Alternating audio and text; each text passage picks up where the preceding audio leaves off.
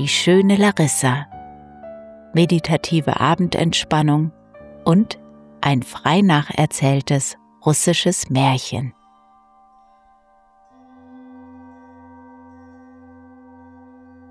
Atme tief durch die Nase ein und befreiend durch den Mund wieder aus. Und noch einmal atme tief ein und lass mit dem Ausatmen los. Nimm ruhig noch 2, 3 weitere tiefe und bewusste Atemzüge. Und wenn du möchtest, dann bringe dazu etwas Bewegung in den Körper. Recke und strecke dich, rückel und räkel dich zurecht.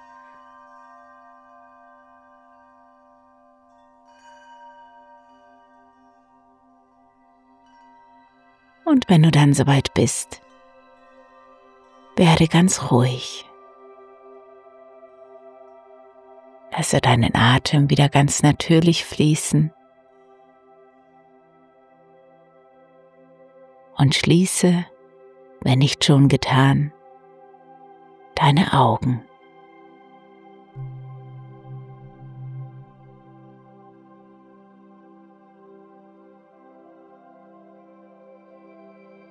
Lasse Ruhe einkehren.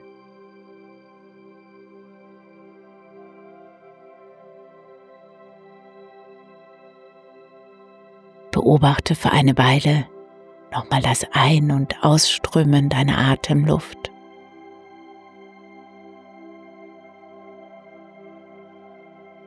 Spüre das Heben und Senken deiner Brust und deines Bauches mit jedem Atemzug.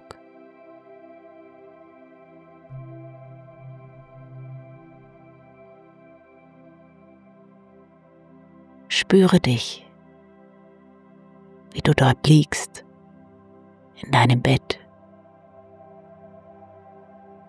am Ende dieses heutigen und dieses einmaligen Tages.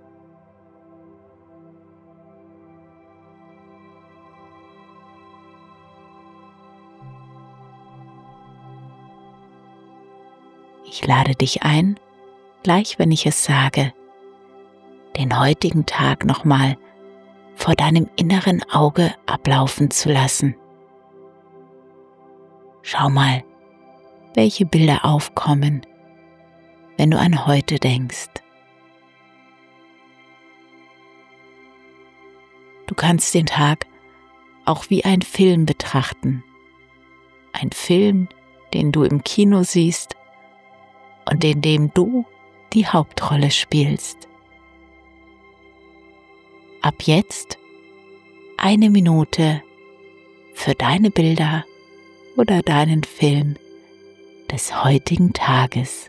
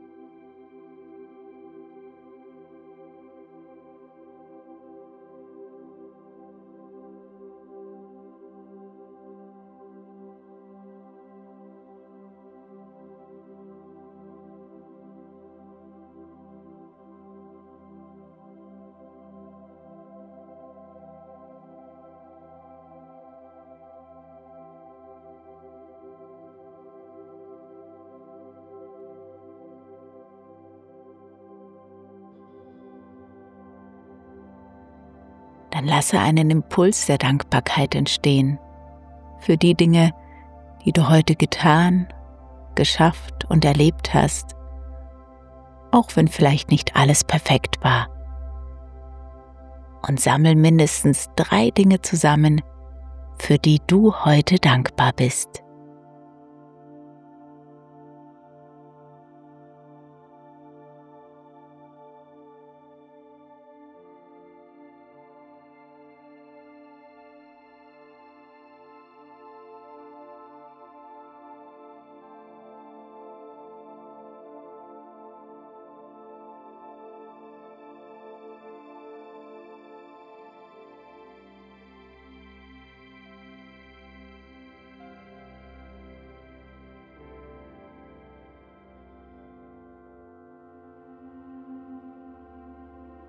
Atme tief ein und langsam aus. Es gibt jetzt nichts mehr zu tun, als einfach nur zu entspannen.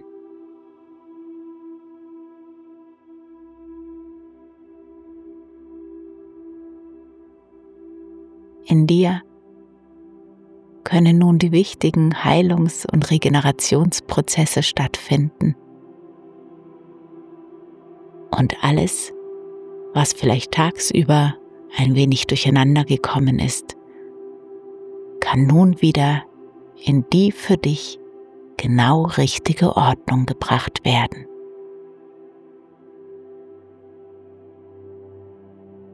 Die Dinge dürfen sich zu deinem Wohl und zu deinem Besten entwickeln.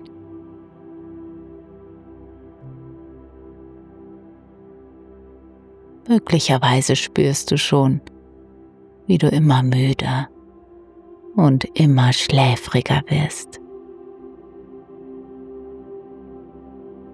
Und wie nebenbei lese ich dir eine kleine Geschichte vor, die sich vor langer, langer Zeit weit, weit weg von hier zugetragen haben soll.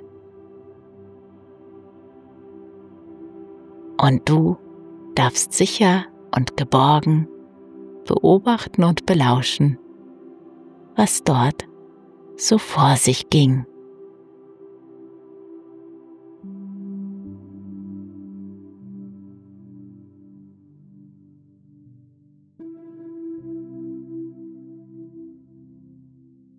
Es war einmal ein König, der über ein großes und schönes Reich herrschte.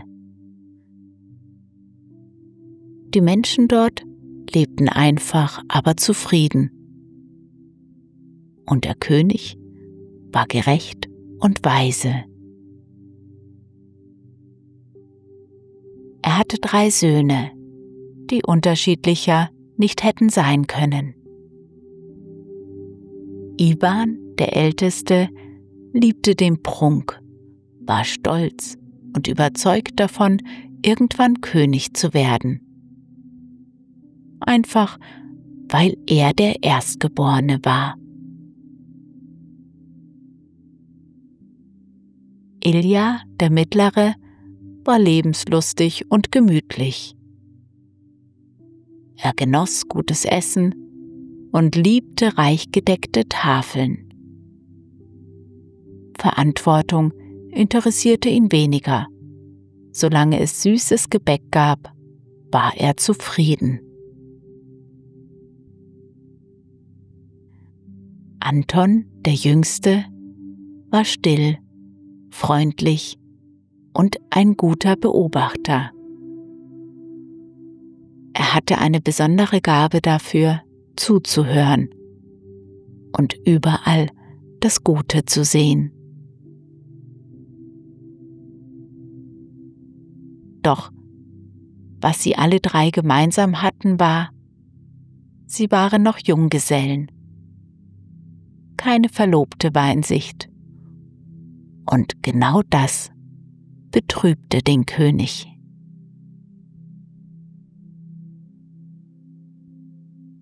Tagelang zog er sich mit den renommierten Wahrsagern und Weisen seines Reiches zurück.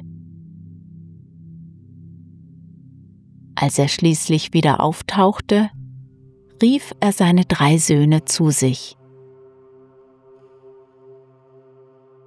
Es wird Zeit, dass ihr euer eigenes Glück findet, verkündete er. Jeder von euch soll einen Pfeil schießen. Wo euer Pfeil landet, dort werdet ihr eure zukünftige Braut finden. Iwan, der Älteste, schoss zuerst. Sein Pfeil landete in den Gärten einer wohlhabenden Edeldame, die sich für die schönste und klügste im ganzen Reich hielt. Sie passte gut zu ihm, war stolz, ehrgeizig und gierig nach Glanz und Macht. Ilja schoss als Zweiter. Sein Pfeil schoss durch das geöffnete Fenster eines Kaufmanns und blieb auf der Kaffeetafel zwischen bunt verziertem Gebäck stecken, direkt vor der Tochter des Kaufmanns. Sie war rundlich und fröhlich und liebte süßes Essen über alles. Ilja fand sie sofort wunderbar gemütlich. Sie passten ebenfalls sehr gut zueinander.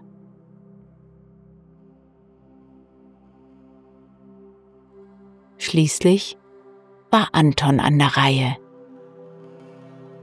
Er spannte den Bogen, schloss kurz die Augen und sprach zu sich selbst: »Zeig mir jemanden, der eine gute Seele hat.« Sein Pfeil flog nicht weit. Er sank in den Brunnen vor dem Palast. Anton folgte ihm. Zwischen den Wasserlilien fand er eine grüne Kröte. Sie sprang ihm vertraut entgegen, als würde sie ihn kennen. »Bist du die Braut, die mir bestimmt ist?« fragte Anton. Die Kröte nickte, und zu seinem Erstaunen begann sie zu sprechen.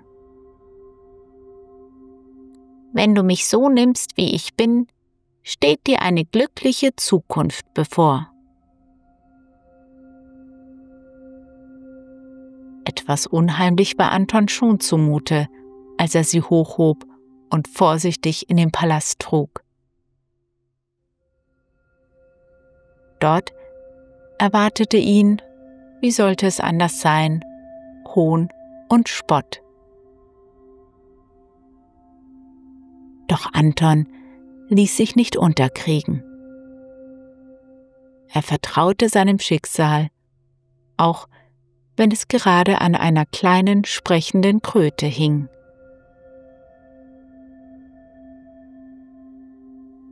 Der König schien unbeirrt und sprach: »Eure Bräute sollen nun zeigen, ob sie bereit sind, Teil unserer Familie zu werden. Jede soll etwas erschaffen, auf ihre Art und Weise.«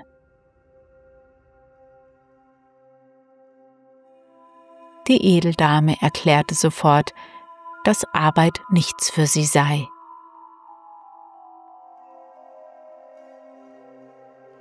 Die Kaufmannstochter wollte sich nach Kaffee und Kuchen erstmal zu einem Nickerchen hinlegen.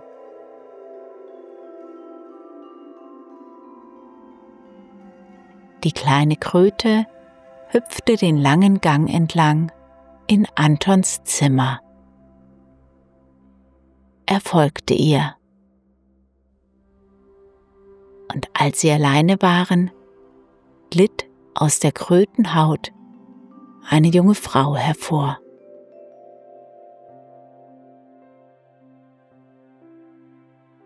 Der ganze Raum war erfüllt von einer strahlenden Wärme.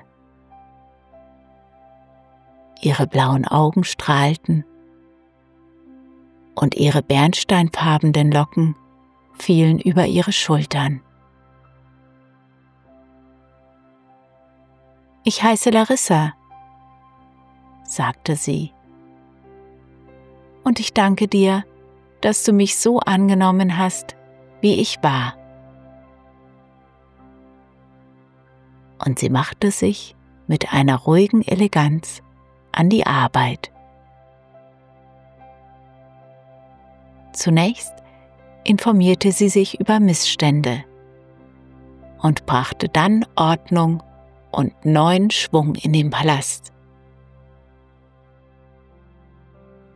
Der König konnte kaum verbergen, wie sehr er Larissa schätzte. Mit offenem Mund staunte er über den Zauber, den sie verbreitete. »Ein Mädchen wie sie«, sagte er, »ist ein Segen für jeden, der sie zur Frau bekommt. Vielleicht wird Anton es sein, der mein Nachfolger und König werden wird.« Als Iwan, der Älteste, das hörte, gefiel es ihm gar nicht.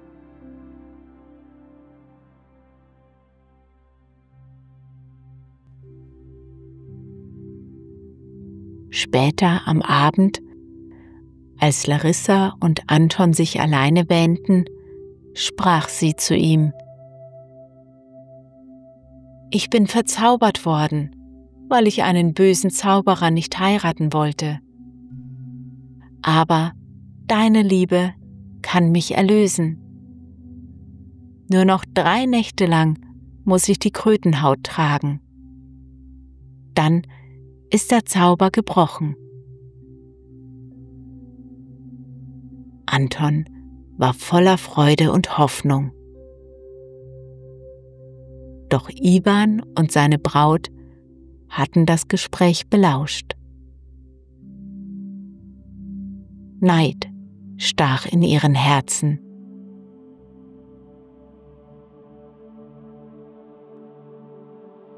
Am 3. Abend, kurz bevor Larissa zum letzten Mal in die Krötenhaut schlüpfen musste, schlichen sich Iwan und seine Braut in Antons Kammer, fanden die Krötenhaut und warfen sie in den Kamin, wo sie im gleichen Moment verbrannte.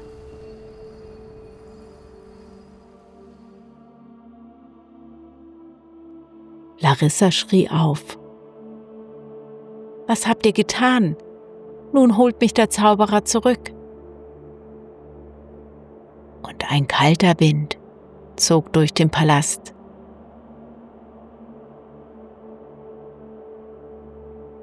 Der Vollmond verdunkelte sich und ein Sog riss Larissa fort.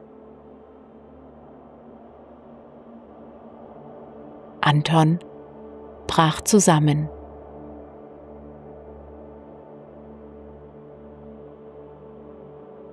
Als der König den Tumult vernahm, lief er in Antons Zimmer. Nachdem ihm berichtet wurde, was vorgefallen war, ließ er wieder die Wahrsager und Weisen des Reiches kommen. Und einer von ihnen, der den Zauberer und Entführer Larissas gut kannte, wandte sich an Anton und sagte: »Hör mir gut zu. Es gibt einen Weg, deine Larissa zurückzubekommen. In den tiefen Wäldern stehen 3 uralte Eichen. Wenn der Kuckuck 3-mal ruft, wird sich dort die Erde öffnen.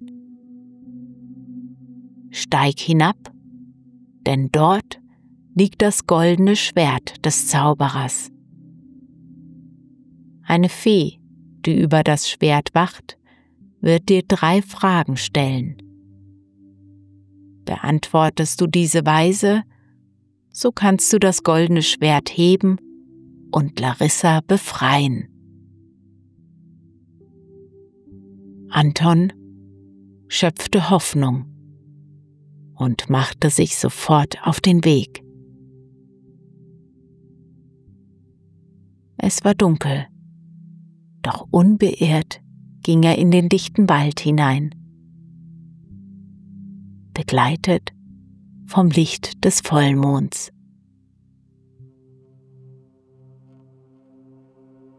Er hatte Angst, aber er dachte ununterbrochen an Larissa, und das gab ihm Mut.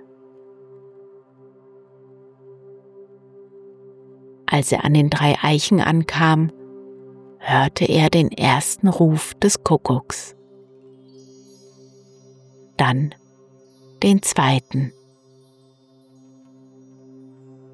Beim dritten Ruf bebte der Boden und die Erde öffnete sich vor Anton.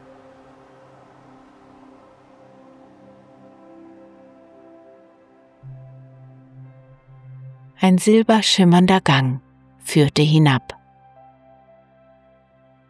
Und dort erschien eine Fee. Leuchtend wie das Mondlicht schwebte sie ihm entgegen. Wenn du das Schwert willst, musst du diese 3 Fragen beantworten. Anton nickte. Welches ist die größte Stärke? Fragte die Fee. Und Anton antwortete: Der Mut und die Überwindung von Angst. Die Fee lächelte und fragte weiter: Was ist das wertvollste Gut? Anton dachte nach. In seinen Gedanken tauchte sein Vater auf und das Land, in dem sie lebten. Und er antwortete: Die Heimat. Und wieder lächelte die Fee und fragte weiter: Was ist das Kostbarste auf der Welt? Anton schloss die Augen. Er dachte an Larissa und sprach: Die Liebe. Die Fee sagte: Du hast verstanden. Und sie überreichte ihm das goldene Schwert.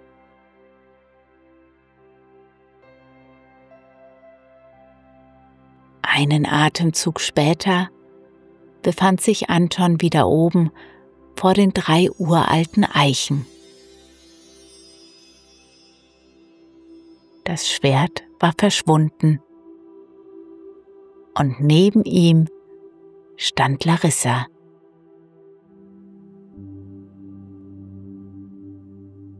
Sie reichte ihm die Hand und die beiden kehrten in den Palast zurück. Iwan, sein ältester Bruder, war verlegen und beschämt.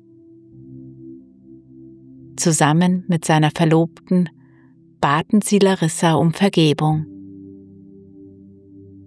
Und Larissa vergab ihnen.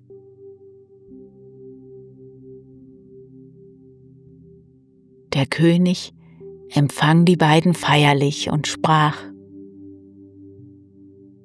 Weil du, Anton, Mut und Liebe gezeigt hast, sollst du mein Nachfolger und König werden. Und so geschah es. Larissa wurde die strahlendste Königin, die das Reich je gesehen hatte, und Anton ein würdiger Nachfolger seines Vaters.